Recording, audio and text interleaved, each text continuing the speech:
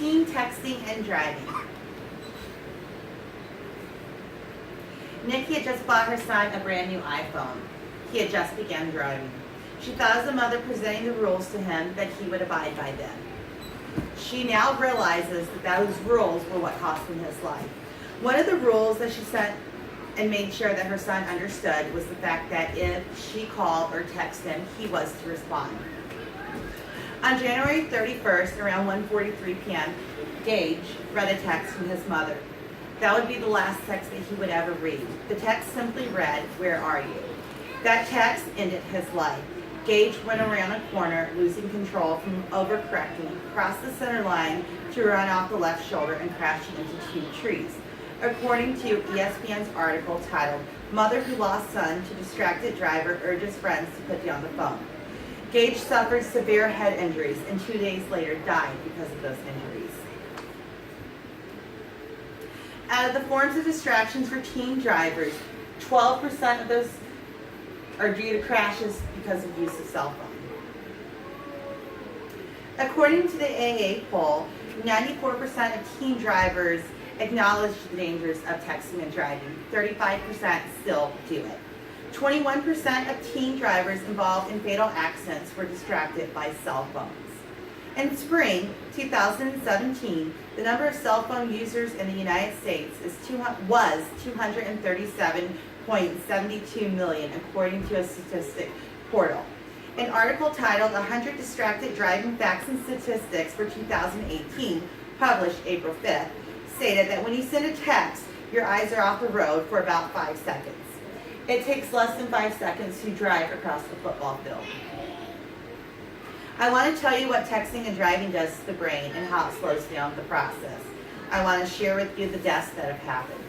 I want to urge your way of thinking to change and understand the lasting effects of the damage that can happen not only to you, but to others. In Understanding the Distracted Brain, published in April of 2012, it was discussed that distracted drivers experience what researchers call inattentive blindness, which is similar to tunnel vision. When distracted by the phone, you're missing up to 50% of what is around you. Human brains cannot multitask. Switching from a phone conversation to a car that has slammed on its brakes or a child that has run the streets, you are unable to successfully do. In 2005, a study was done at Eastern Virginia Medical School involving 21 teens from the age of 16 to 18. They tested the teens in a simulated test course. The tests were performed once with distractions and once without.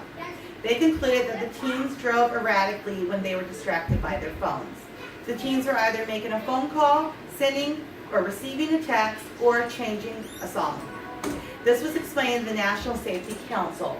When people perform tasks at the same time, they have a primary and they have a secondary. The primary obviously gets the full focus, so the secondary is the back burner. That is compared to texting and driving. While no state yet prohibits all drivers from any cell phone use, as of March 2012, 31 states prohibit teen drivers from any cell phone use, including handheld and hands-free. Here in Michigan, the law prohibits texting while driving and can offer a fine up to $100. So you think you can multitask and it only takes a second of your eyes and you can still keep it on the road. Let me tell you about the lives that have been taken and the ones who are forever changed. Earlier I told you about Nikki and what happened to her son because she sent him a text and he read it. I want to tell you about Pierre.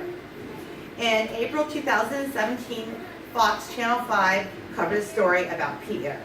Pierre's life was forever changed. He was a star athlete. Everyone knew and loved him. A week before Christmas 2014, he went out with some friends. They were hit head-on. They were hit head-on by a driver named Josh. He was only 16. Police concluded that the driver was distracted by his cell phone. Now Pierre will spend the rest of his life in a wheelchair due to his neck injuries. On one of the greatest days of JC's life, it ended up being one of the worst because that was the day that she lost her parents and her life was forever changed. Most of you guys are familiar with her face as she does the AT&T campaign and she is the spokesperson for them. On the way to her graduation with her parents, a driver hit them.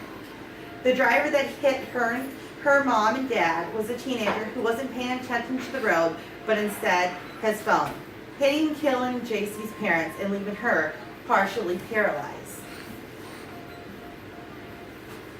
The next story is about someone that most of you guys are familiar with. It just recently happened. The Washington Post wrote on February 9th, 2018 about what happened in the summer of 2017. Obdulia Sanchez live streamed a video to Instagram. The video would forever haunt many that seen it. Obdulia had her sister Jacqueline and her sister's friend in the car. She had been live streaming a video of her singing and dancing on Instagram when she lost control of the car, crashing into a barbed wire fence and the car flipping. Both Jacqueline and her friend were thrown from the car. They did not have seatbelts on.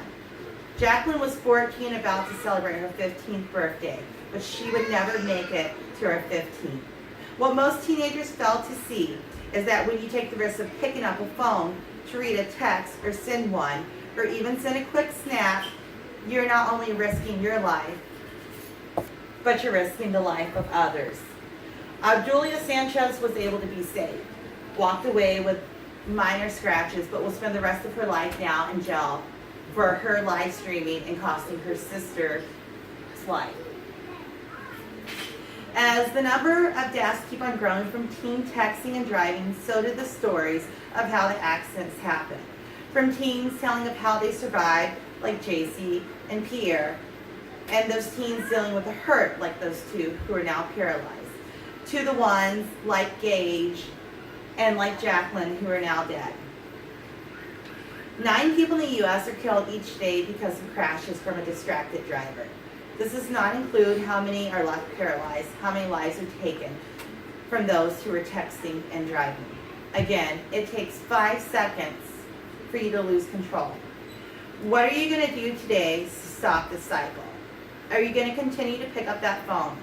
I know it's hard to not reach for it because I see myself struggling every single time I hear the text message go off or I want to change a song. But all it takes is 1 second, and then that 1 second, your life can forever be changed.